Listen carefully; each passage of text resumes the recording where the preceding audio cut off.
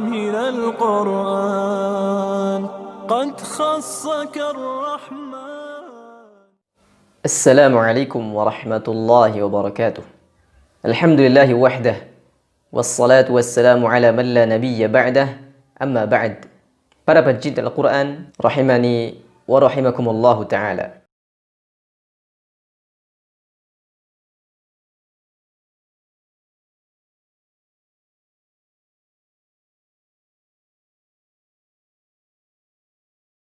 Huruf H keluar dari wasatul halqi atau bagian tengah tenggorokan, yakni tepatnya di bagian lisanul mizmar atau katup tenggorokan atau di bagian jakun kita. Katup tenggorokan ini fungsinya untuk menghalangi masuknya makanan ke area pernafasan.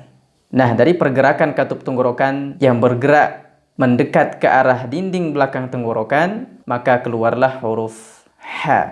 Berkata Al-Imam Ibnu Jazari rahimahullahu ta'ala dalam matan beliau Al-Muqaddimah Al-Jazariyah, "Thumma liwasṭihi fa'aynun ha'u." Kemudian dari bagian tengah tenggorokan keluar dua huruf, yakni huruf ain dan huruf ha. Sifat-sifat dari huruf ha yang pertama adalah hams. Hams adalah mengalirnya udara, angin atau nafas pada pengucapan huruf. Kenapa huruf H disifati dengan hams? Karena pada pengucapan huruf H, udara, angin, atau nafasnya mengalir. Tidak tertahan, tidak berhenti. Ha.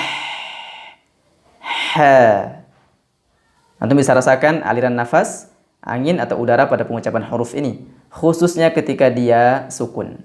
Jadi tidak dibaca tapi mengalir. Sifat huruf H yang kedua adalah rakhawah. Rakhawah adalah mengalirnya suara pada pengucapan huruf. Kenapa huruf H disifati dengan rakhawah? Karena pada pengucapan huruf H, suaranya juga mengalir. Sama seperti nafas atau udaranya tadi. Mengalir dan tidak berhenti.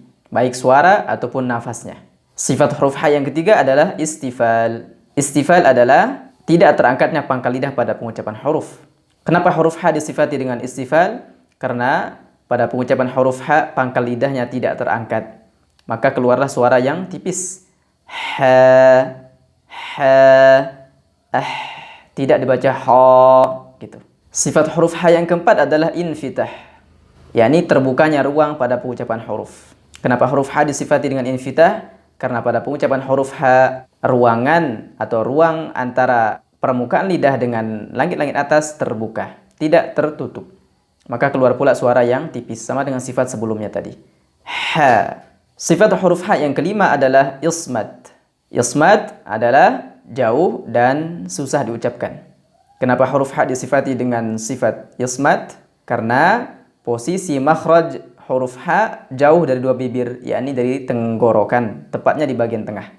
Karena jauh, maka dia akan melewati beberapa makhraj dulu sebelum keluar.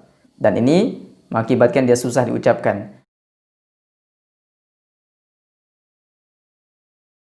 Kesalahan-kesalahan yang sering terjadi pada pengucapan huruf H yang pertama adalah membacanya seperti H atau seperti Kha, ada seraknya. Contohnya pada surah Al-Fatihah yang seharusnya dibaca Alhamdu, tapi dibaca Alhamdu. Ini maknanya jauh berbeda. Atau dibaca seperti huruf Kha, ada seraknya. Tidak tebal tapi ada seraknya. Semisal Alhamdu. Ini kekeliruan juga. Karena suara serak seperti itu adalah pada pengucapan huruf Kha. Adapun pada pengucapan huruf H tidak ada seraknya. Nafas, udara, angin, suaranya mengalir dengan bebas, mengalir dengan deras. Alhamdu. Kesalahan yang sering terjadi pada pengucapan huruf H yang kedua adalah lemahnya aliran nafas. Khususnya ketika huruf H ini berharokat sukun. Contohnya Ar-Rahmanir-Rahim. Ar-Rahman. Lemah. Seperti yang kami jelaskan barusan bahwa pada pengucapan huruf H, nafas, angin, udara, suaranya mengalir dengan deras. Ar-Rahmanir-Rahim. Kesalahan yang sering terjadi pada pengucapan huruf H yang ketiga adalah sering tidak jelas saat berhadapan dengan huruf Ain atau huruf H. Jadi perlu diketahui bahwa huruf-huruf yang keluar dari tenggorokan tidak bisa diidghamkan satu sama lain. Tapi mesti diizharkan, mesti dijelaskan ketika bertemu. Contohnya, fasfah anhum. Semuanya dijelaskan, masing-masing dijelaskan. Ha-nya dijelaskan, ain-nya juga dijelaskan. Fasfah anhum. Contoh yang lainnya, ketika huruf ha bertemu dengan ha, fasabbihhu, jelas. Ha-nya jelas, ha-nya jelas. Jangan tertukar.